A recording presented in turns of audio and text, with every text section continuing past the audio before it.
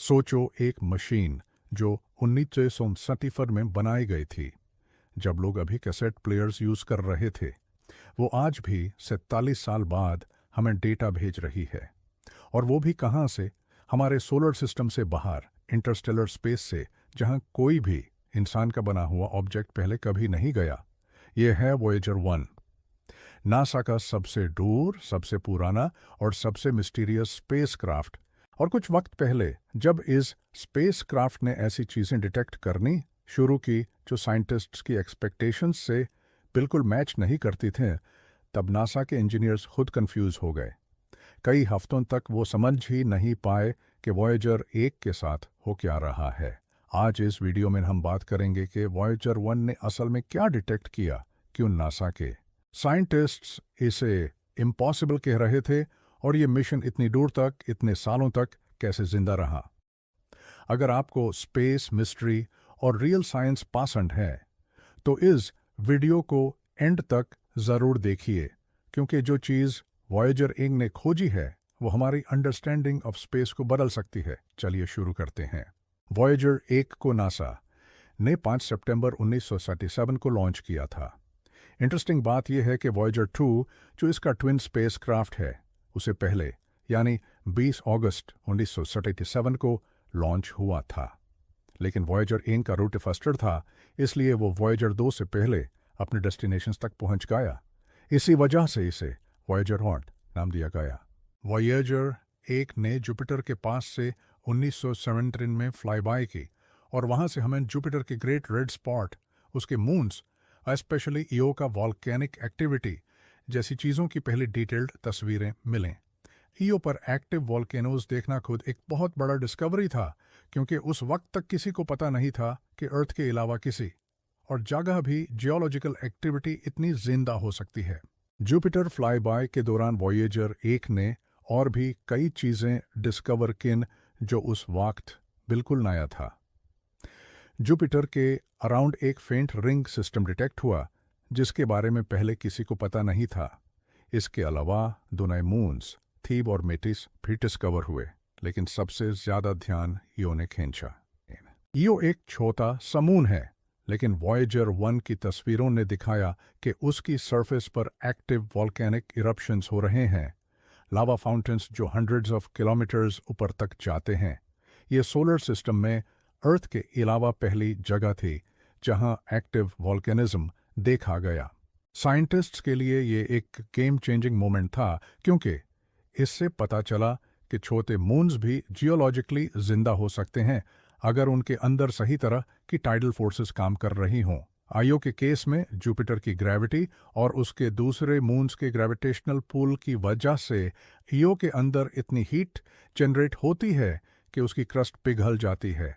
Jupiter के बाद Voyager 1 का अगला टारगेट था सैटर्न। रास्टामिन स्पेसक्राफ्ट ने जुपिटर के मैग्नेटिक फील्ड, उसकी रेडिएशन बेल्ट्स और उसके एटमॉस्फेयर के कॉम्प्लेक्स वेदर पैटर्न्स, जैसे कि ग्रेट रेड स्पॉट का रोटेशन, को भी स्टडी किया। ग्रेट रेड स्पॉट एक इतना बड़ा स्टॉर्म है कि उसमें 2 से 3 अर्थ आसानी से समा जाइए, और यह स्टॉर्म सदियों से चल रहा है। फिर 1980 में वॉयेजर 1 सैटर्न तक पहुंचा। वहां से हमें सैटर्न के रिंग्स की स्ट्रक्चर और उसके सबसे बड़े मून टाइटन की एटमॉस्फेयर के बारे में इनक्रेडिबल इंफॉर्मेशन मिली। सैटर्न के रिंग्स, जो दूर से देखने में सॉलिड लगते हैं, असल में लाखों छोटे छोटे आइस और रॉक पार्टिकल्स से बने होते हैं, कुछ डस्ट के बराबर छोटे, कुछ एक घर जितने बड़े। वॉयेजर 1 ने पहली बार दिखाया कि ये रिंग्स कितनी कॉम्प्लेक्स हैं। उनमें गैप्स, ब्रेडेड स्ट्रक्चर्स और स्पोक्स मौजूद हैं, जो शायद इलेक्ट्रोस्टैटिक फोर्सेस की वजह से बनते हैं। टाइटन इतना इंटरेस्टिंग था कि नासा ने खास तौर पर वॉयेजर 1 का ट्रेजेक्टरी बदला ताकि वो टाइटन के करीब से गुजरे, लेकिन इस डिसीजन की एक प्राइस थी। टाइटन सोलर सिस्टम का एक ऐसा मून है जिसकी अपनी डेंस एटमॉस्फेयर है। असल में टाइटन की एटमॉस्फेयर अर्थ की एटमॉस्फेयर से भी थोड़ी ज़्यादा डेंस है। वॉयेजर 1 के इंस्ट्रूमेंट्स ने पता लगाया कि टाइटन की एटमॉस्फेयर मोस्टली नाइट्रोजन से बनी है, बिल्कुल अर्थ की तरह, लेकिन उसमें मेथाने और दूसरे हाइड्रोकार्बन्स भी हैं जो एक ऑरेंजिश हाजे बनाते हैं। यह डिस्कवरी इतनी एक्साइटिंग थी कि बाद में नासा ने खास तौर पर टाइटन के लिए एक अलग मिशन कैसिनी ह्यूगिन्स ने भेजा, जिसने 2005 में टाइटन की सरफेस पर एक लैंडर उतारा। टाइटन के पास से गुजरने के बाद वॉयेजर 1 का पाथ ऐसा हो गया कि वो अब कभी किसी और प्लेनेट के पास से नहीं गुजार सकता था। वो परमानेंटली एक ऐसी डायरेक्शन में चला गया जो यूज सोलर सिस्टम के बाहर ले जाने वाली थी। और यही डिसीजन आज हमें इस स्पेसक्राफ्ट की सबसे बड़ी लेगेसी दे रहा है। 1990 में जब वॉयेजर एक सोलर सिस्टम के एज के करीब था, नासा साइंटिस्ट कार्ल सागन ने एक रिक्वेस्ट की कि स्पेसक्राफ्ट को मुड़वाकर अर्थ की एक लास्ट तस्वीर ली जाए। उस तस्वीर का नाम है पेल ब्लू डॉट, जिसमें अर्थ एक छोटी सी नीली डॉट की तरह दिखता है। अंधेरे स्पेस के बिल्कुल बीच में ये तस्वीर आज तक इंसान के लिए हुई सबसे फिलोसॉफिकल और इमोशनल तस्वीरों में से एक मानी जाती है। उस वक्त सगन ने लिखा था कि ये डॉट, ये एक पिक्सल जितना छोटा प्लैनेट, ये ही हमारा घर है, ये ही सब कुछ है जो हमने कभी जाना है।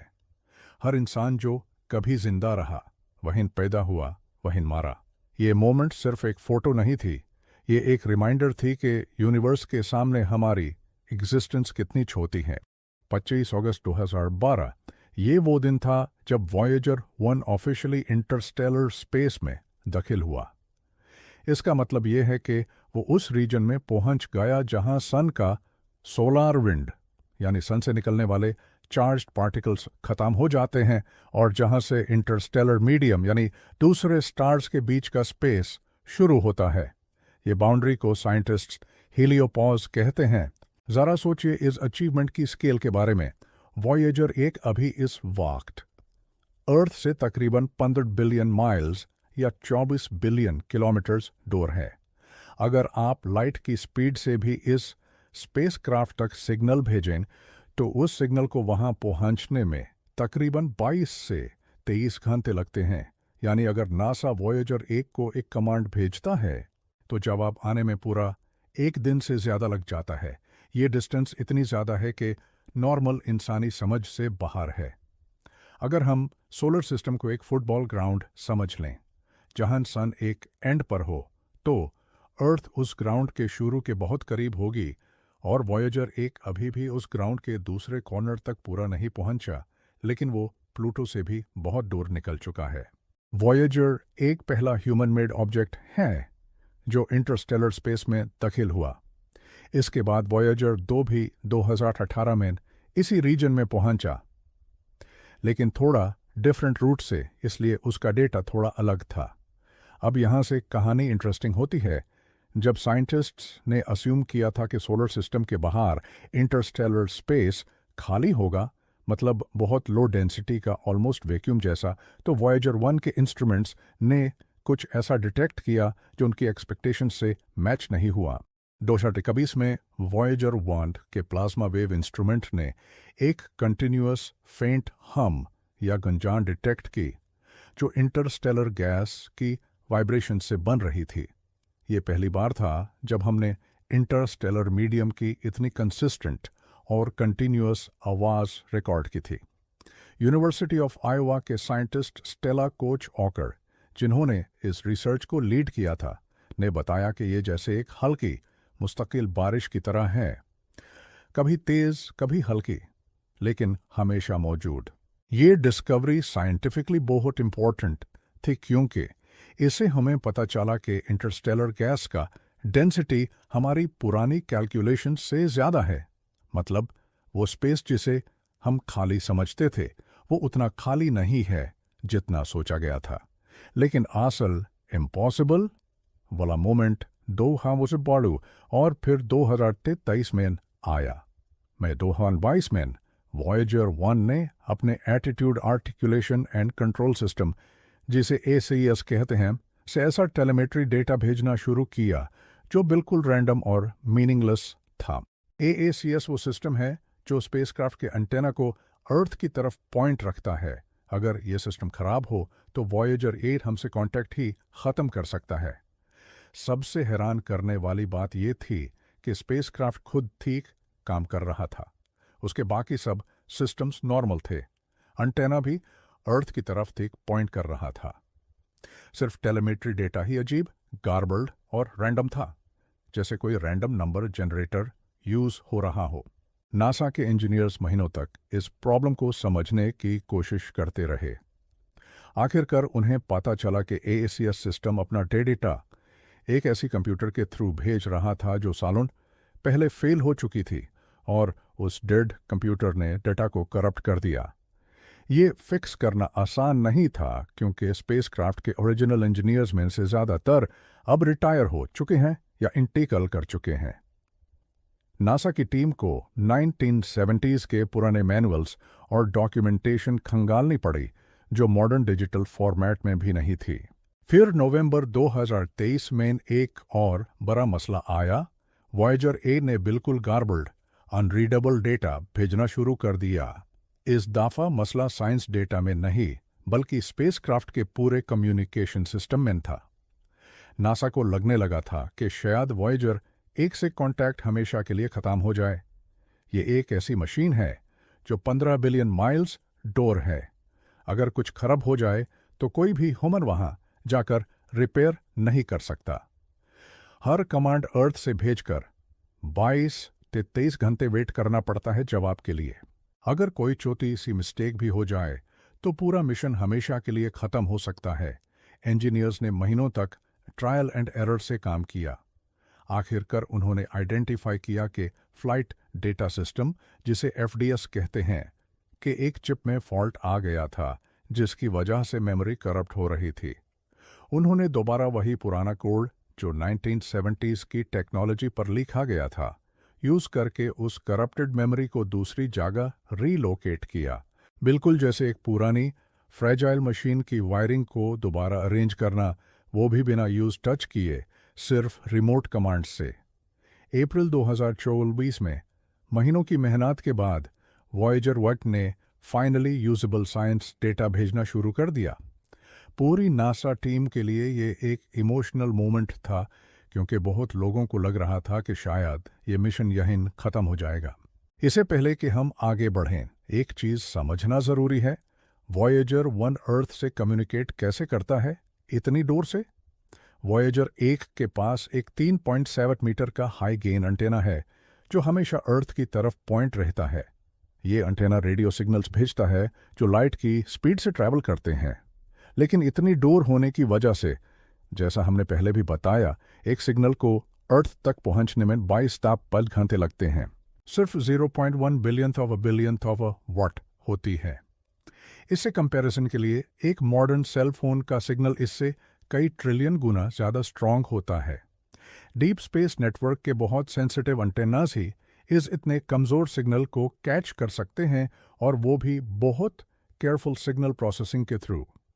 ये इंजीनियरिंग अचीवमेंट खुद में इतनी बड़ी है कि बहुत लोग इसे इम्पॉसिबल कहते हैं। एक इतना पुराना, इतना वीक सिग्नल इतनी दौड़ से फिर भी हमें मीनिंगफुल डेटा दे रहा है। अब यहाँ थोड़ी क्लैरिटी ज़रूरी है। मीडिया में जब नासा कन्फर्म्स इम्पॉसिबल डिस्कवरी जैसी हेडलाइंस चलती हैं, तो ज़्यादातर केसेस में इसका मतलब लिटरली इम्पॉसिबल नहीं होता, बल्कि अनएक्सपेक्टेड या अनप्रेसिडेंटेड होता है। साइंस में इम्पॉसिबल बहुत रेयरली यूज होता है, क्योंकि साइंटिस्ट्स हमेशा नए एविडेंस के लिए ओपन रहते हैं। वॉयेजर 8 के केस में जो चीज़ें जेन्युइनली सरप्राइजिंग थीं, उनमें सबसे पहले ये था कि इंटरस्टेलर मीडियम का डेंसिटी एक्सपेक्टेशंस से ज़्यादा निकला, जो हमारी गैलेक्सी के स्ट्रक्चर को समझने के तरीके को थोड़ा मॉडिफाई करता है। दूसरी बात यह थी कि एक स्पेसक्राफ्ट जो 1970s की टेक्नोलॉजी पर बना है, इतनी दूर से इतने सालों बाद भी कम्युनिकेट कर सकता है। इंजीनियरिंग के लिहाज से ये खुद एक इम्पॉसिबल जैसी अचीवमेंट है। और तीसरी बात ये थी कि करप्टेड मेमोरी को बिना फिजिकली टच किए सिर्फ रिमोट कमांड से 15 बिलियन माइल्स डोर से फिक्स करना, ये चीज़ खुद में इतनी टेक्निकली मुश्किल थी कि बहुत इंजीनियर्स इसे ऑलमोस्ट इम्पॉसिबल कह रहे थे।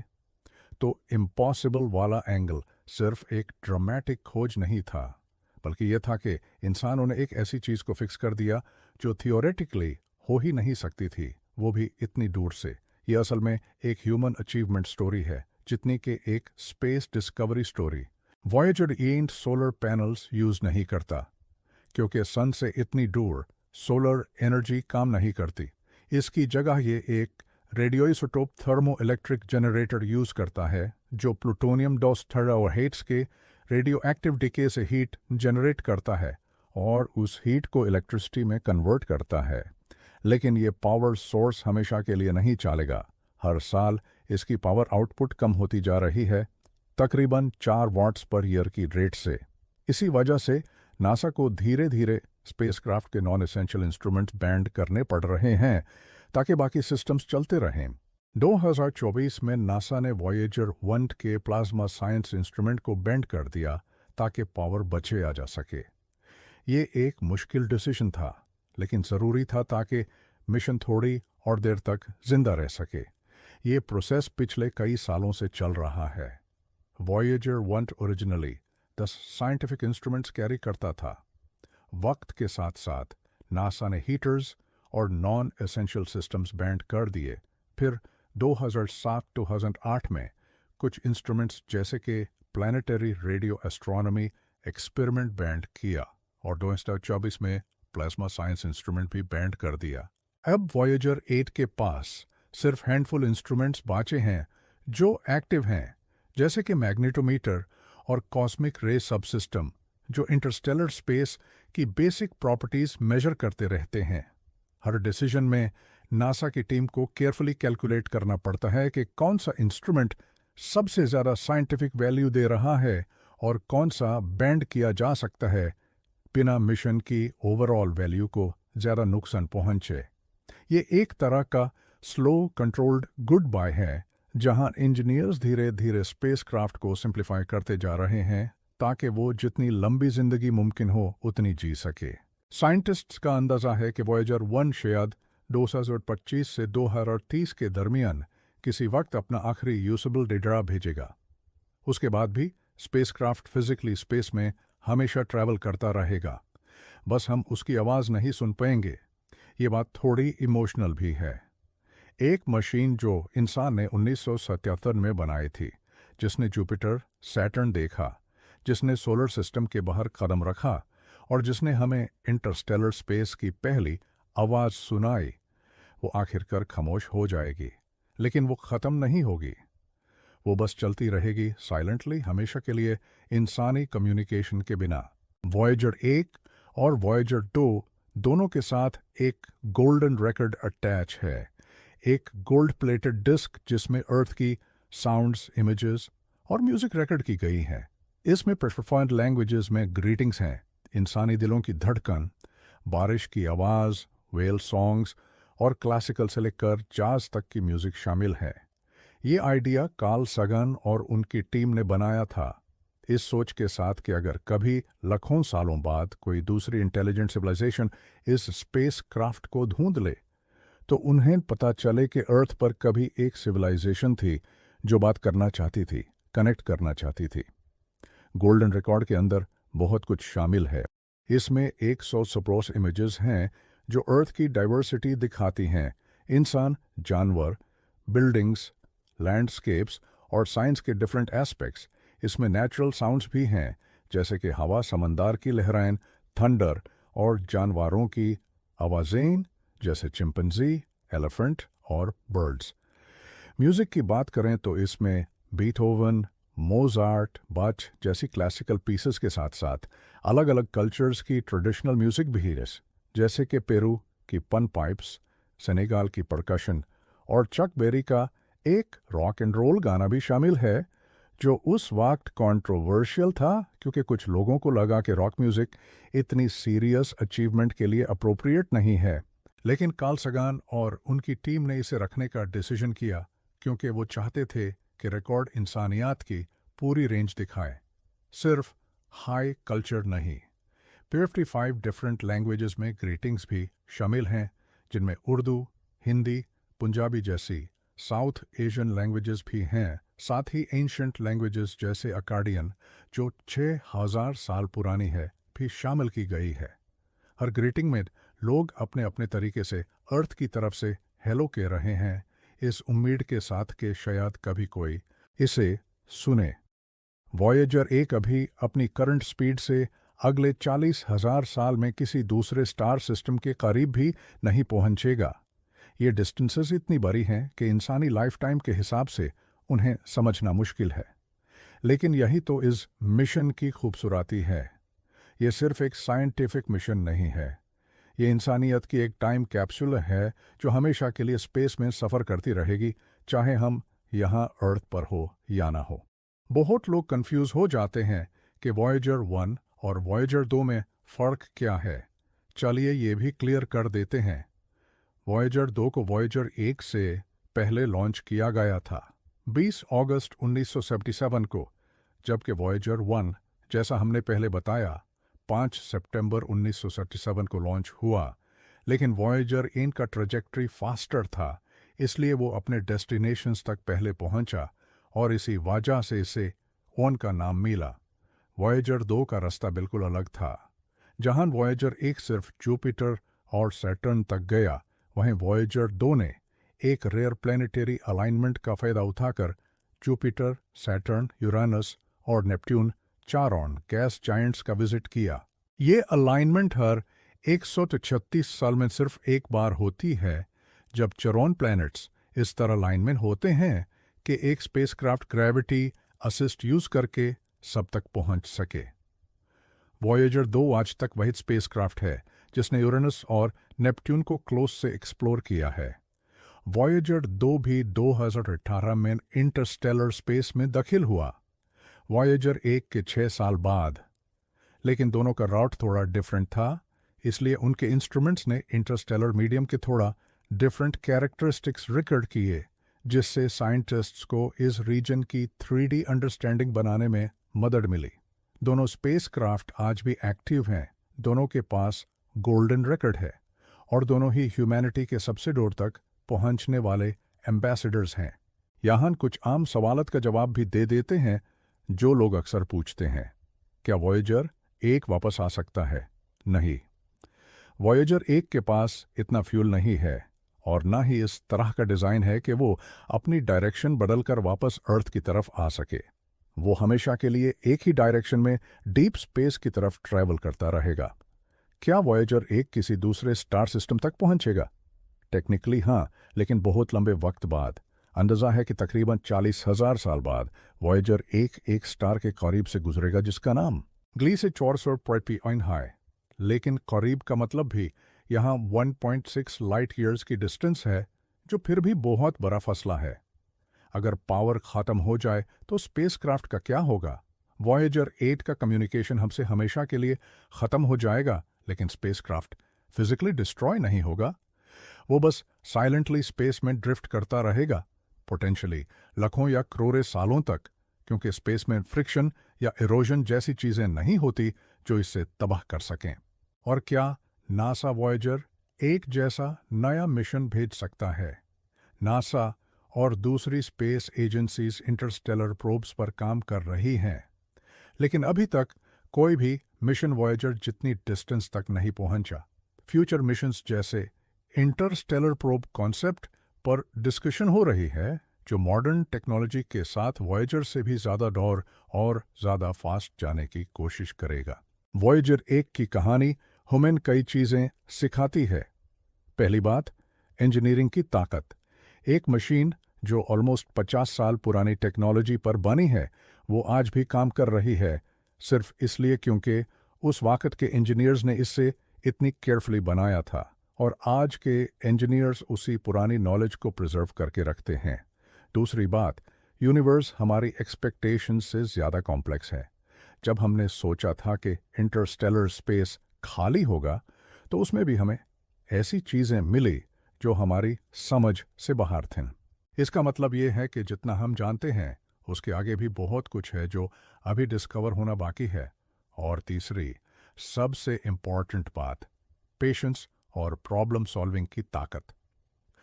जब वॉयेजर 1 का डेटा करप्ट हो गया था, तो नासा की टीम ने हार नहीं मानी। उन्होंने महीनों तक पुरानी डॉक्यूमेंटेशन खंगालकर, क्रिएटिव सॉल्यूशंस ढूंढकर इस मिशन को बचा लिया। ये सिर्फ एक स्पेस स्टोरी नहीं है, ये ह्यूमन डिटर्मिनेशन की स्टोरी है। तो अगली बार जब आप रात को आसमान देखें तो याद रखिएगा, वहां कहीं बहुत दूर 24 बिलियन किलोमीटर से भी ज्यादा दूर एक छोटा सा स्पेसक्राफ्ट है जो अभी भी हमें सिग्नल भेज रहा है। एक मशीन जो हमसे पुरानी टेक्नोलॉजी यूज करती है, लेकिन जिसने हमें वो चीजें दिखाई जो हमने कभी सोचा भी नहीं था। वॉयेजर 1 की कहानी अभी खत्म नहीं हुई, और जब तक ये आखिरी बार हमें डेटा भेजेगा, तब तक हर सिग्नल, हर डेटा पॉइंट एक रिमाइंडर होगा कि इंसानी क्यूरियोसिटी की कोई सीमा नहीं है।